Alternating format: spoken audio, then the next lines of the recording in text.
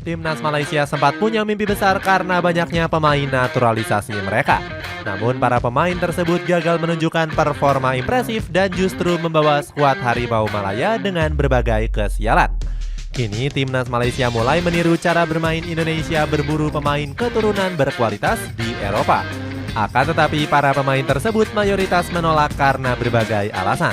Cetak Gol coba merangkum kekacauan naturalisasi Malaysia yang terancam gagal sebagai berikut.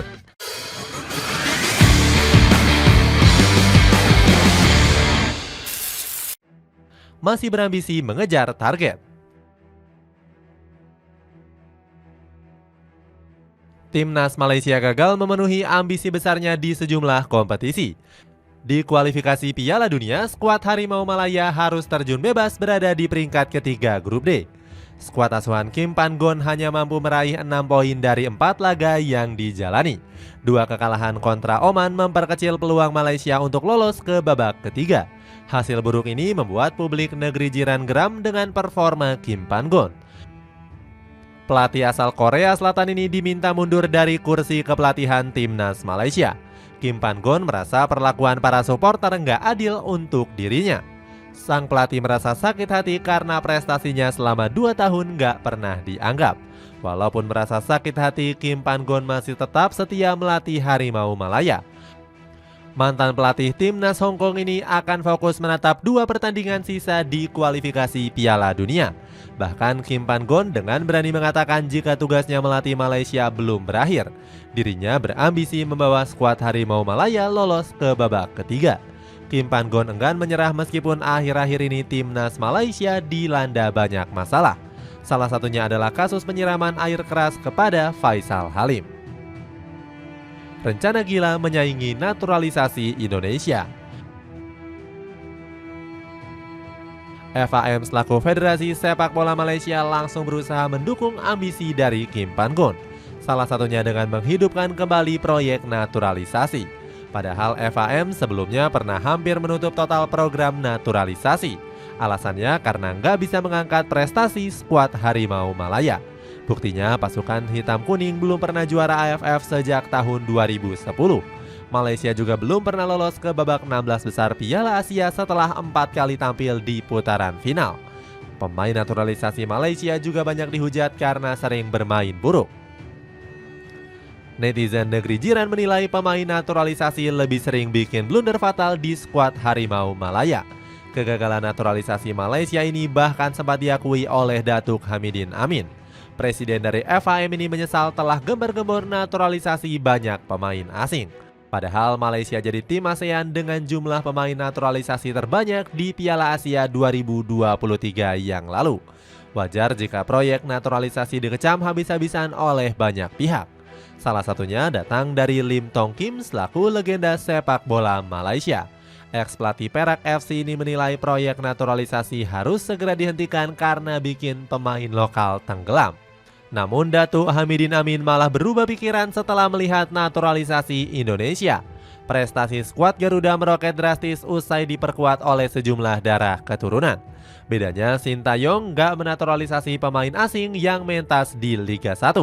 Namun Coach Shin berhasil menemukan pemain keturunan kualitas grade A yang bermain di Eropa. Wajar jika performa skuad Garuda langsung menanjak tinggi karena punya pemain-pemain yang berkualitas. Hasilnya Datuk Hamidin Amin langsung ingin meniru proyek naturalisasi Indonesia. Berburu darah keturunan ke Eredivisie dan Liga Inggris. Semangat mengikuti cara naturalisasi skuad Garuda langsung dilakukan oleh Malaysia. FAM selaku federasi segera berburu darah keturunan yang tersebar di tanah Eropa. Harimau Malaya mengincar pemain keturunan yang tampil di Eredivisie Belanda. Hasilnya FAM berhasil menemukan striker tajam milik PEC Zwolle yakni Ferdi Druif. Bomber dengan tinggi 190 cm ini dikabarkan juga ingin membela Malaysia. Druif diprediksi bisa menambal lini serang skuad Harimau Malaya yang sering tumpul. Pasalnya, sang pemain sudah mencetak 100 gol sejak memulai karir profesionalnya. Selain Druif, FAM juga melirik Mats Dej yang berposisi sebagai bek kanan. Pemain berusia 26 tahun ini tampil reguler di Eredivisie bersama Go Ahead Eagles. Dijel bahkan sudah mencetak 1 gol dan 3 assist di seluruh kompetisi Belanda musim ini. FAM bahkan terjun mencari pemain sampai ke kompetisi terbaik di dunia yakni Premier League.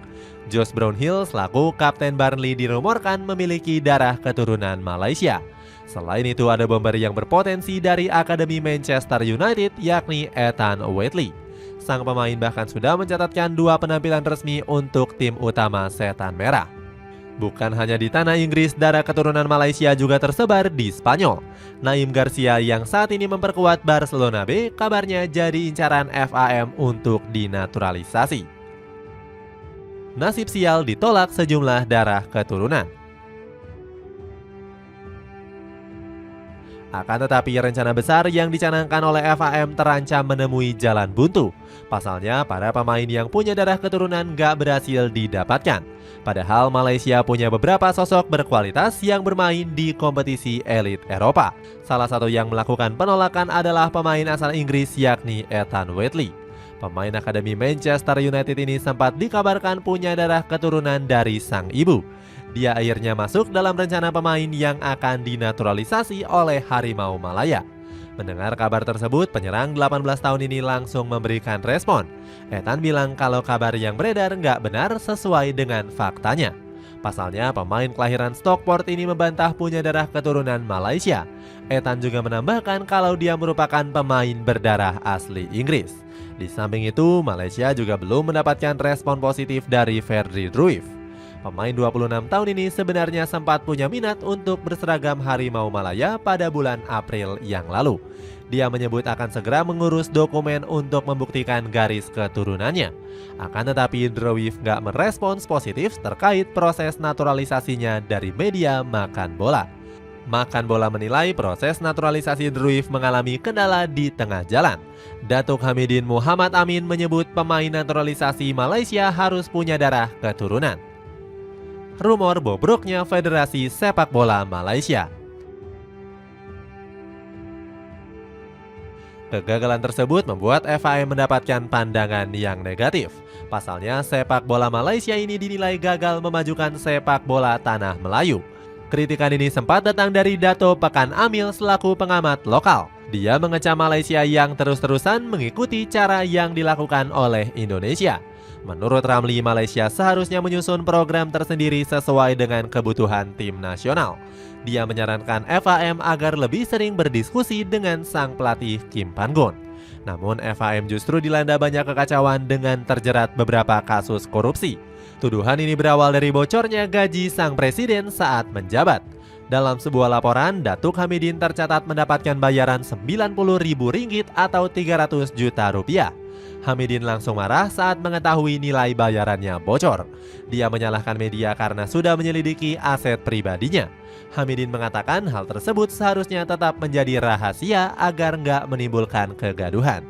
Di sisi lain, FAM juga harus mengatasi kekacauan yang dilakukan oleh diduga fans fanatiknya. Seperti diketahui, beberapa oknum saat ini sudah berani untuk melakukan aksi-aksi yang kasar.